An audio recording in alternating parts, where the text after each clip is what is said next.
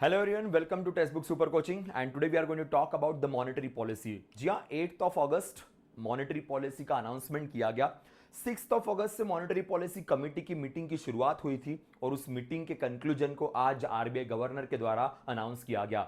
अब इस monetary policy के मीटिंग में क्या क्या डिस्कशंस हुए, उसके क्या रिजल्ट आए और उसका क्या अनाउंसमेंट हुआ, ये सब कुछ डिस्कस करने के लिए आज हम आपके सामने यहां पे प्रेजेंट है। दोस्तों, for our exams, banking, regulatory bodies, supervisory bodies, इन सारे एग्जाम्स में मॉनेटरी पॉलिसी को लेकर बहुत सारे सवाल पूछे जाते हैं। Some questions are the current oriented, some questions are basically a static kind of questions, but we need to cover everything. And what exactly RBI governor talked in the monetary policy, we are going to discuss that now in this particular session. So monetary policy discuss करने से पहले, इस बार की monetary policy के ऊपर बात करने से पहले एक बार जल्दी से हमारे सेशन को लाइक कर दीजिएगा, चैनल को सब्सक्राइब कर दीजिएगा और एक बार बेल आइकन दबा दीजिए ताकि आने वाले समय में जो भी इंपॉर्टेंट सेशंस होंगे उनकी जानकारी आपको मिल जाएगी। दोस्तों, इसके अलावा फिलहाल हमारा प्रिपरेशन का ओलंपिक सेल चल रहा है जहां पे आरबीआई ग्रेड बी का फाउंडेशन बैच जो है वो बैच आपको केवल 11,519 के अंदर मिल जाएगा और इस बैच को एनरोल करने के लिए you can use this coupon code. आप एक कूपन कोड यूज कर सकते हो। इस बैच के अंदर आपको phase 1, phase 2 as well as interview सभी की हेल्प मिल जाएगी। फेज 2 के आंसर राइटिंग की भी मदद आपको इसी प्लेटफॉर्म के ऊपर मिल जाएगी। इसके अलावा अनलिमिटेड मॉक टेस्ट यहां पे अवेलेबल रहेंगे और पूरे 1 ईयर के लिए, पूरा 12 महीने के लिए ये प्रिपरेशन आपकी यहां पे करवाई जाएगी for the RBI grade B exams. So don't miss this opportunity, इसे मिस मत कीजिएगा। यहां पे आपका कूपन कोड रहेगा PUSHPAK, याद रखिएगा। इसके अलावा अगर आप बैंकिंग एग्जाम्स के लिए प्रिपेयर कर रहे हो, SBI PO, IBPS PO, IBPS clerk या एसबीआई क्लर्क जैसी एग्जाम्स के लिए, तो उसके लिए भी हमारी बैचेस चलती है। बैंकिंग इंश्योरेंस का सुपर पैक है 9 to 6 के अंदर फॉर 6 मंथ्स। यहां पे कोई भी नई बैच या कोई भी एग्जाम की बैच अगर आपको ज्वाइन करनी होगी तो आप कर सकते हो। यहां पे भी सेम कूपन कोड आपको यूज करना है, PUSHPAK is a coupon code which will give you a very good discount on the batches.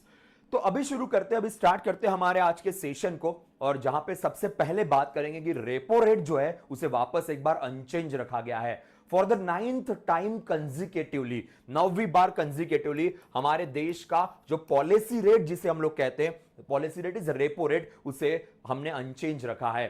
Now what is repo rate, what is policy rate, ये हम सब कुछ डिस्कस करेंगे, पर उसके पहले monetary policy is given by monetary policy committee as per the RBI act of 1934 का जो आरबीआई एक्ट है उस एक्ट के हिसाब से सेक्शन 45 ZB के हिसाब से मॉनेटरी पॉलिसी जो है ये बेसिकली मॉनेटरी पॉलिसी कमिटी के द्वारा दी जाता है। याद रखेगा, इस मॉनेटरी पॉलिसी कमिटी के अंदर की अगर हम बात करें, this committee consist of 6 members, 6 लोग होते हैं इस कमिटी के अंदर।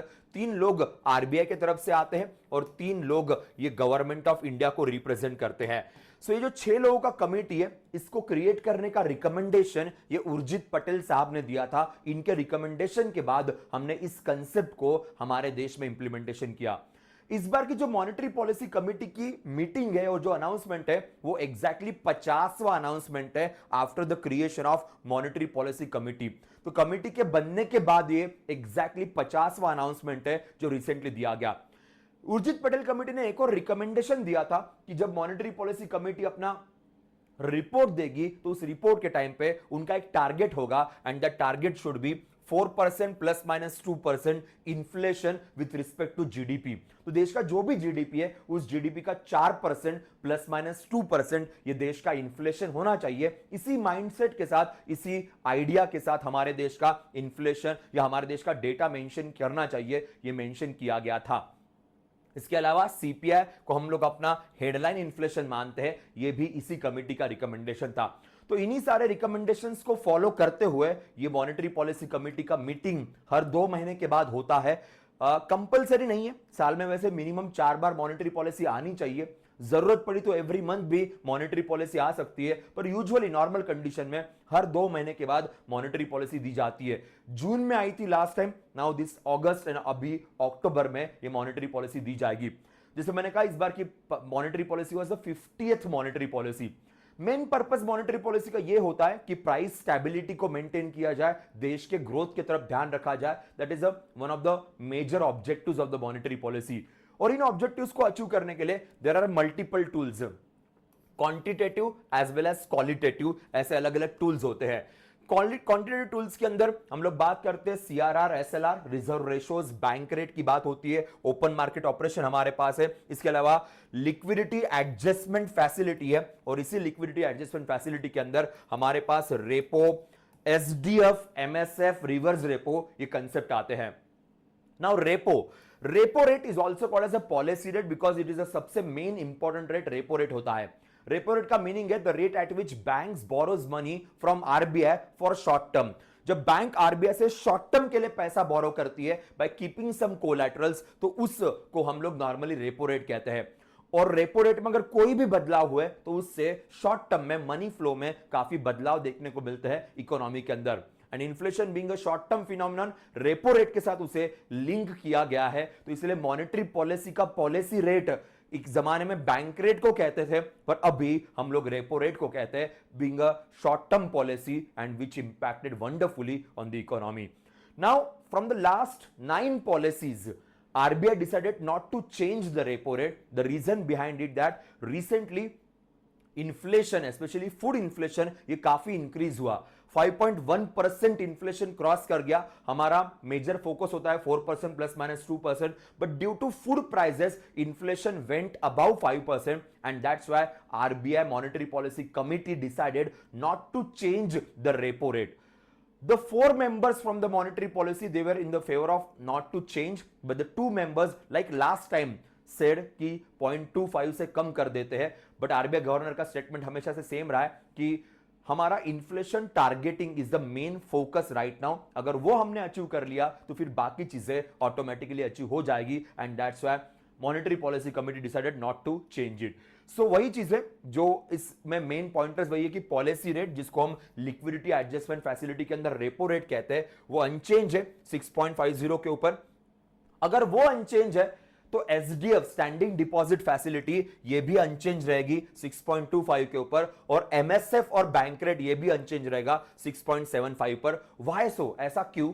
बिकॉज रेपो रेट से हमेशा एसडीएफ स्टैंडिंग डिपॉजिट फैसिलिटी ये 0.25% से कम होता है, ये एक दूसरे के साथ लिंक है। तो रेपो रेट से हमेशा एसडीएफ स्टैंडिंग डिपॉजिट फैसिलिटी में बेसिकली आरबीआई बैंकों से एक्सेस लिक्विडिटी अपने पास लेती है। तो जो भी बैंकों के पास एक्सेस लिक्विडिटी है वो आरबीआई एसडीएफ के थ्रू अपने पास लेता है, तो वहां पे इंटरेस्ट रेट कम होगा, वहां पे 6.25।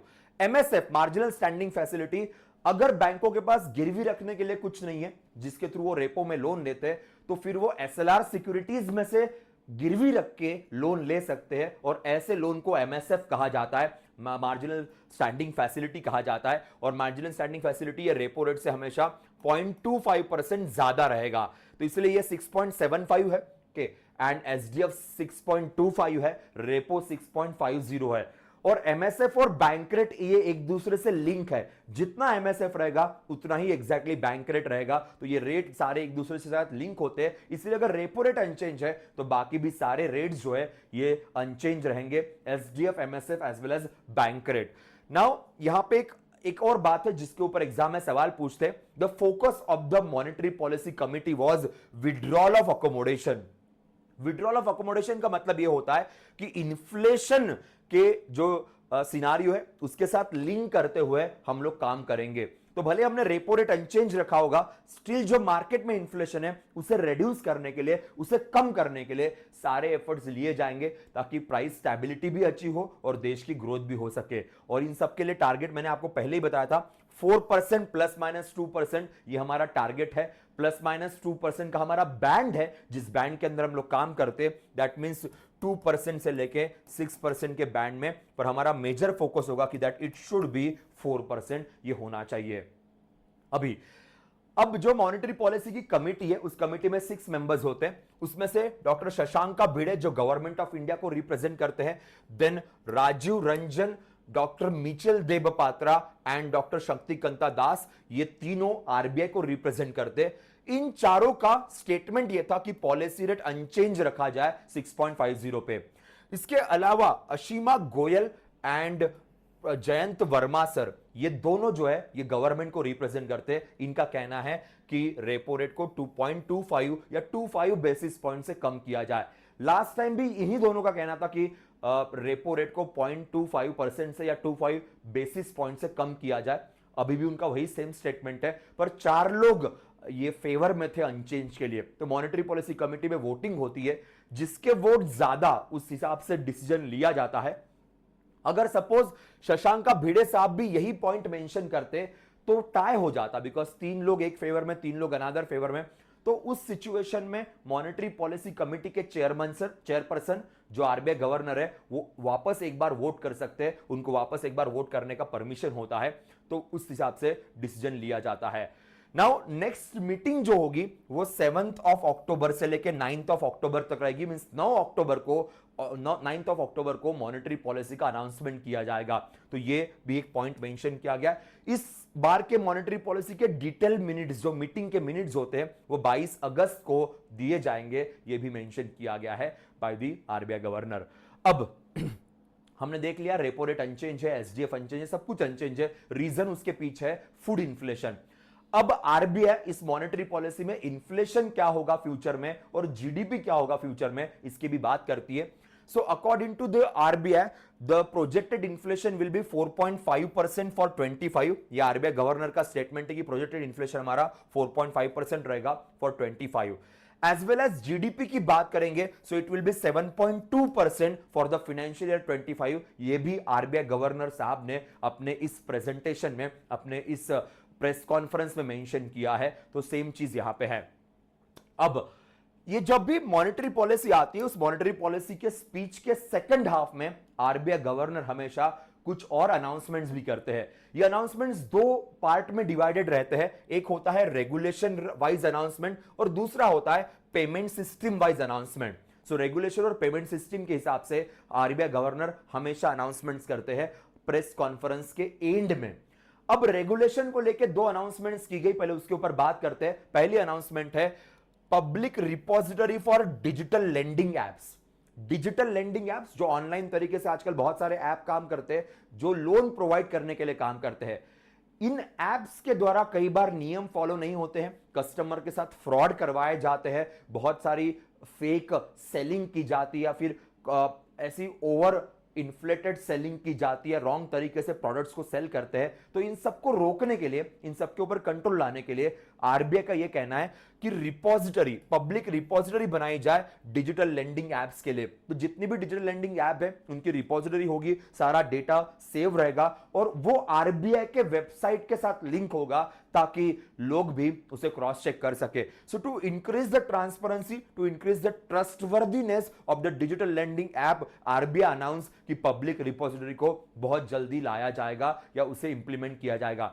इसका डिटेल नोटिफिकेशन जो है वो आरबीआई बहुत जल्दी या शॉर्टली इशू करने वाली है, ये भी लिखा गया। तो ये रेगुलेटरी एक्टिविटी के अंदर आने वाला पहला पॉइंट है। Now the next thing is that frequency of reporting of credit information to credit information companies. Now another very important, credit information companies होती है, जैसे आपने सिबिल स्कोर देखा होगा, तो उसी तरीके से ट्रांस यूनियन सिबिल ये सिबिल स्कोर देती है। ऐसे बहुत सारी क्रेडिट इंफॉर्मेशन कंपनीज होती है जो क्रेडिट की इंफॉर्मेशन को अपडेट करते रहते हैं। तो अगर सपोज मैं किसी और बैंक से लोन लेने के लिए चला गया, किसी एनबीएफसी से लोन लेने के लिए चला गया, तो सिबिल के थ्रू या और क्रेडिट इंफॉर्मेशन कंपनीज के थ्रू ये इंफॉर्मेशन शेयर होगी कि मैंने पहले कब लोन लिया था, सही से वापस किया कि नहीं किया, मेरी क्या विजिबिलिटी है, मेरे कितनी रेटिंग्स आ रही है, सब कुछ everything I am going to get from this report. अब जो रिपोर्ट्स है ये यूजुअली मंथली बेसिस पे या फिर उसके कम टाइम में अपडेट हो जाते हैं। यूजुअली मंथली बेसिस पे तो अपडेट हो ही जाते हैं, कभी कभी उसके कम टाइम में भी अपडेट होते हैं। नाउ आरबीआई का यह कहना है कि इसे और फ्रीक्वेंटली अपडेट किया जाए, इसे और जितना फास्ट हो सके उतना फास्ट अपडेट किया जाए। इसका रीजन क्या है? सपोज मैंने लोन लिया कहीं से, मैं उसके ईएमआई पे कर रहा हूं, अब मेरा ईएमआई जैसे जाएगा उसके हिसाब से मेरी इंफॉर्मेशन अपडेट होगी। पर सपोज मैंने लास्ट ईएमआई मिस कर दिया, मेरी इंफॉर्मेशन अभी मंथ के बाद शायद अपडेट होगी या कुछ दिनों के बाद शायद अपडेट होगी। उसके बीच के टाइम पे अगर मैंने किसी और से लोन ले लिया तो अपडेटेड इंफॉर्मेशन नहीं मिलती है, तो यहां पे फ्रॉड्स हो सकते हैं, यहां पे और इश्यूज आ सकते हैं। इसलिए चीजों को अपडेटेड रखने के लिए, अप टू डेट रखने के लिए इनका यह कहना है कि frequency of reporting of credit information ये फास्ट करनी पड़ेगी, जितने फ्रीक्वेंटली अपडेट कर सकते उतना बेटर होगा। इससे ट्रांसपेरेंसी बढ़ेगी और रेगुलेटरी एक्टिविटी भी बड़ी अच्छी बन जाएगी। तो यहां पे डिजिटल लेंडिंग ऐप के लिए रिपोजिटरी की बात की है और क्रेडिट इंफॉर्मेशन कंपनीज को क्रेडिट इंफॉर्मेशन को फ्रीक्वेंटली अपडेट करने के लिए कहा गया है। तो ये दो रेगुलेटरी अनाउंसमेंट। अब आते हैं पेमेंट सिस्टम के अनाउंसमेंट को लेके। अब पेमेंट सिस्टम के मामले में तीनों की तीनों अनाउंसमेंट्स बहुत बढ़िया है, बहुत जरूरी है। पहली अनाउंसमेंट है यूपीआई का लिमिट बढ़ा दिया है, पर यूपीआई का लिमिट सभी के लिए नहीं बढ़ाया है। यूपीआई का लिमिट इस बार बढ़ाया गया है टैक्स पेमेंट के लिए। तो अगर आप यूपीआई के थ्रू टैक्स पेमेंट करते हो तो अभी आप 5 लाख तक का ट्रांजैक्शन कर सकते हो। नॉर्मल कंडीशंस में यूपीआई के अंदर आपका जो ट्रांजैक्शन है वो 1 लाख तक का होता है, बट ऑलरेडी आरबीआई ने इसके पहले capital market transactions, IPO subscriptions, loan collections, insurance, medical education services, इनके लिए 5 लाख लिमिट करके रखी हुई है। अब इसमें एक और चीज ऐड हो गई and that thing is called as a payment of taxes. अगर आपको टैक्सेस के पेमेंट करने तो इसका लिमिट बढ़ा के 1 लाख से अभी 5 लाख कर दिया है। सो यूपीआई लिमिट सबके लिए नहीं बढ़ाई है, सर्टन रीजंस के लिए बढ़ाई गई है। वो रीजंस ऑलरेडी यहां पे मेंशन किए गए। लास्ट टाइम आपको याद होगा मेडिकल और एजुकेशन के लिए ये लिमिट बढ़ा दी गई थी। अब इस बार टैक्स पेमेंट्स के लिए भी लिमिट 1 लाख से 5 लाख कर दी। धीरे धीरे बाकी भी चीजों के लिए शायद आने वाले समय में लिमिट 5 लाख हो जाएगा, तो ये अच्छे से ध्यान रखिएगा। Now the next is called delegated payment through UPI. एक नया कंसेप्ट यूपीआई के अंदर आया हुआ है, डेलीगेटेड पेमेंट। अब यूपीआई के ट्रांजैक्शंस काफी सारे लोग यूज करते, काफी अलग अलग तरीके से यूपीआई का ट्रांजैक्शन एवरी मंथ यूज होता है। तो उसके नंबर दिए 424 मिलियन इंडिविजुअल्स ये यूपीआई आज के डेट में इंडिया में यूज करते हैं। इस बेस को और बढ़ाने के लिए और बेहतरीन करने के लिए एक नया कंसेप्ट लाया है, डेलीगेटेड पेमेंट्स इन यूपीआई। अब डेलीगेटेड पेमेंट्स का मतलब क्या है? It would allow an individual to set up a UPI transaction limit for another individual. तो आप जिसको पैसे ट्रांसफर करते हो, आप उसके लिए लिमिट सेट कर सकते हो कि भाई मेरे अकाउंट से इसको कितना पैसा जाएगा।